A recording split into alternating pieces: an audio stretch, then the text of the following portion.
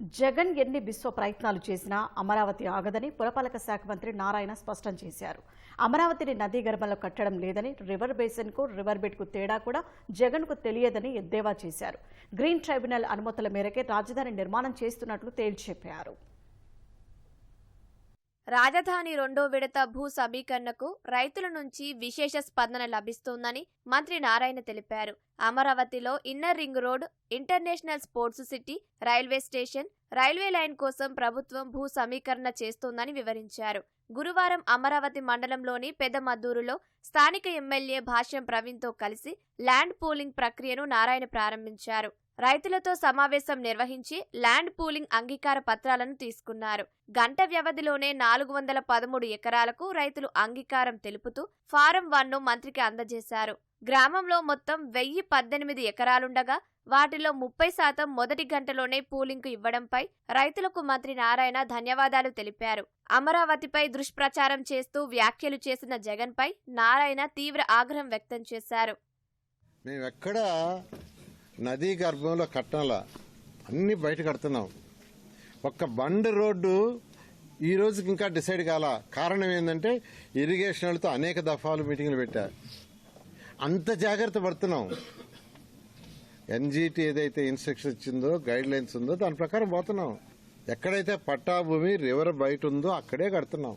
ఈ రాజధానికి international sports city రాకూడదు. ఇంటర్నేషనల్ ఎయిర్పోర్ట్ రాకూడదు. అదేవిధంగా స్మార్ట్ సిటీస్ 2500 ఎకరాల స్మార్ట్ ఇండస్ట్రీస్ కట్టకూడదు. యువతకు ఉద్యోగాలు రాకూడదు. ఇది నాశనం అయిపోవాలనే ఒక బ్యాడ్ ఇంటెన్షన్తో ఈరోజు యాక్చువల్గా స్టేట్మెంట్ ఇచ్చే కరెక్ట్ కాదండి. మీరు ముఖ్యమంత్రిగా పనిచేసిన వాళ్ళు ఏదైనా పూర్తిగా తెలుసుకొని ప్రజలకు చెప్తే మంచిది. లేకుంటే ఆ 11 సీట్లు కూడా అవి కూడా 0 అవుతాయి. ల్యాండ్ పూలింగ్ కు రైతులు స్వచ్ఛందంగా ముందుకొస్తుండటంతో జగన్ భరించలేకే తప్పుడు ప్రచారం చేస్తున్నారని పెదకూరపాడు ఎమ్మెల్యే భాష్యం ప్రవీణ్ విమర్శించారు.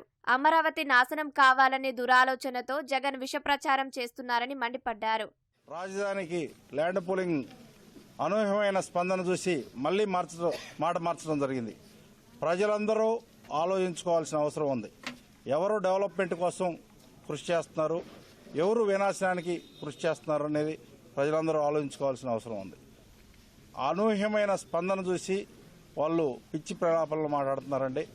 అయినా కూడా మా చంద్రబాబు నాయుడు గారు వాటి గురించి మాట్లాడరు. ఎప్పుడు కూడా ఓన్లీ డెవలప్మెంటే మా యొక్క సూత్రం.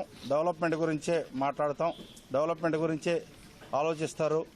ప్రజలకి మేలు చేసే విధంగా మాత్రమే ఆలోచిస్తారని ఈ సందర్భంగా నేను తెలియజేస్తాను. అమరావతిలో రోడ్లు, భవనాలు, ఇతర మౌలిక వసతుల పనులు వేగంగా జరుగుతున్నాయని మంత్రి నారాయణ రైతులకు వివరించారు. రైతులకు ఇచ్చిన మాట ప్రకారం అమరావతి అభివృద్ధి చేస్తామని స్పష్టం చేశారు.